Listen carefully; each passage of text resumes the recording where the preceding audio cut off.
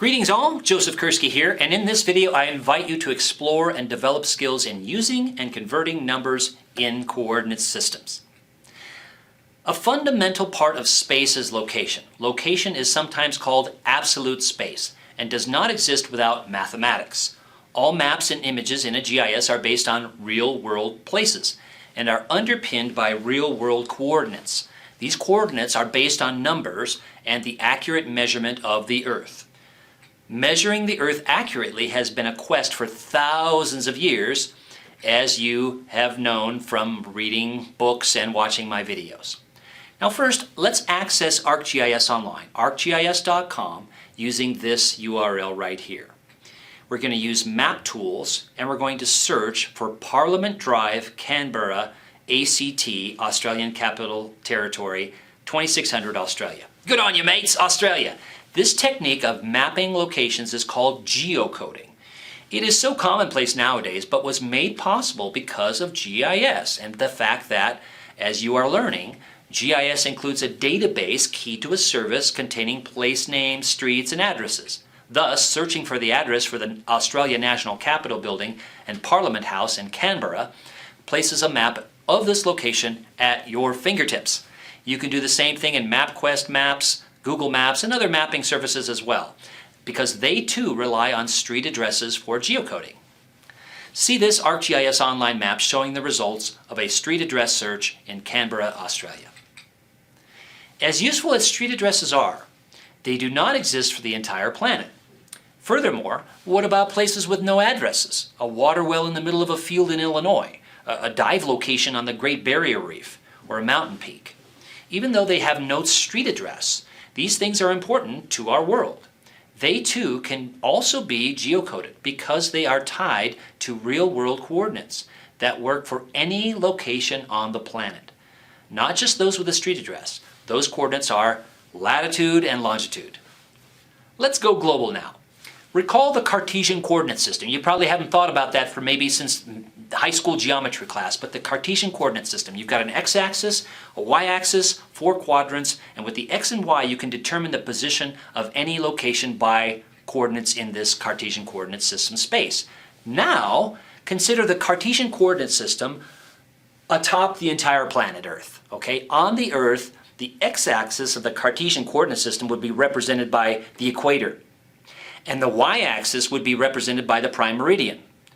X-coordinates run from 0 at the prime meridian west across the Americas to 180 degrees at the international dateline in the Pacific Ocean, although the dateline itself jogs on either side of 180 degrees, so countries do not inconveniently span two different dates.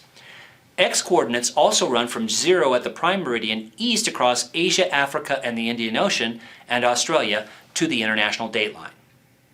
Y-coordinates run from the equator north to the North Pole at 90 degrees north latitude. Y-coordinates also run from the equator south to the South Pole at 90 degrees south latitude. Why only 90 degrees to the poles? Well, these numbers, as degrees indicate, are angles. So it's 90 degrees from the equator to the North Pole, for example. And the diagram shown here indicates that the angles that result in a coordinate of 40 degrees north, 60 degrees east. See this diagram showing the latitude and longitude angles and lines on the Earth. X-coordinates are longitude. Anything west of the prime meridian, or our west longitude, they're left of the y-axis and therefore receive a negative number. Anything east of the prime meridian, or east longitude, are to the right of the y-axis and therefore receive a positive number. Y-coordinates are latitude. Anything north of the equator, or north latitude, are above the x-axis and therefore receive a positive number. Anything south of the equator, or south latitude, are below the x-axis and therefore receive a negative number. Now the equator divides the world into two equal halves of the sphere, or two hemispheres, the north and south. Similarly, the prime meridian divides the world into two equal hemispheres, east and west. You can see that the location of the equator was a natural one, but the prime meridian could have been located anywhere. Indeed, it was not until the International Meridian Conference of 1884 when an agreement was reached to set the prime meridian to run through the Royal Observatory in Greenwich, England. Important in the mathematics of coordinates and mapping is that the Earth is not a true sphere, but rather an oblate spheroid. An oblate spheroid. It's a little wider around the equator than it is around the poles. It did take centuries and the efforts of explorers, surveyors, and mathematicians before the Earth was determined to be an oblate rather than flat or a perfect sphere or even a prolate or egg-shaped spheroid. That took centuries. Now open this ArcGIS Online map that shows important lines such as the equator, prime meridian, Tropic of Cancer, Tropic of Capricorn, and the Arctic and Antarctic circles.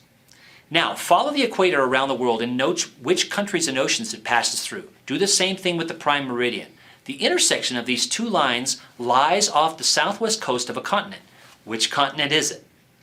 This location is 0 degrees latitude and 0 degrees longitude. Which two continents are partly in the eastern hemisphere and partly in the western hemisphere? Which continents are partly in the northern hemisphere and partly in the southern? Which continents are entirely in one hemisphere?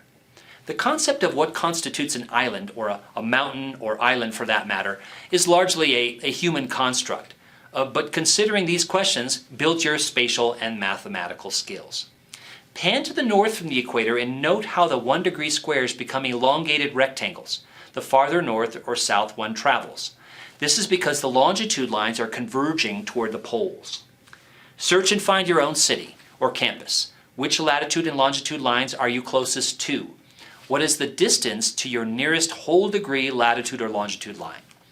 Next, explore these lines in a 3D scene. Click on the lines to obtain the attributes for the important lines, equator, prime meridian, and so on. Zoom in to see an increasingly dense network of latitude and longitude lines from 30 degrees spacing to 1 degree spacing. The 3D globe may give you a better sense for how the latitude, longitude lines work and how the longitude lines converge at the poles than the 2D map did.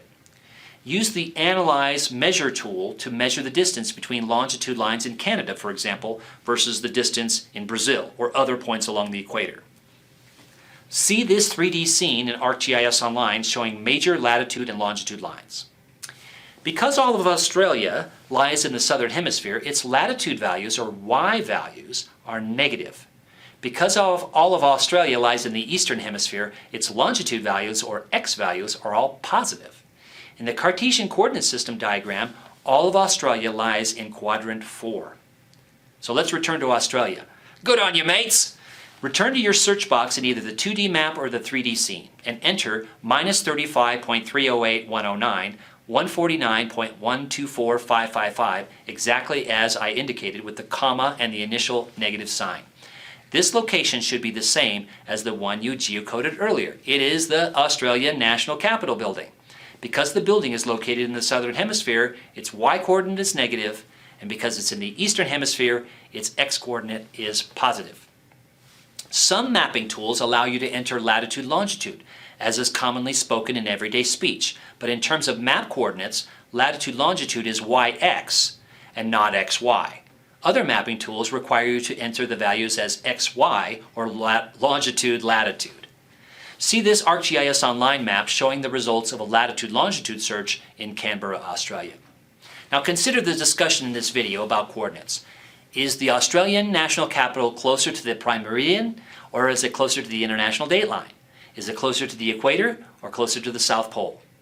Answer these same questions for your own location. Thanks.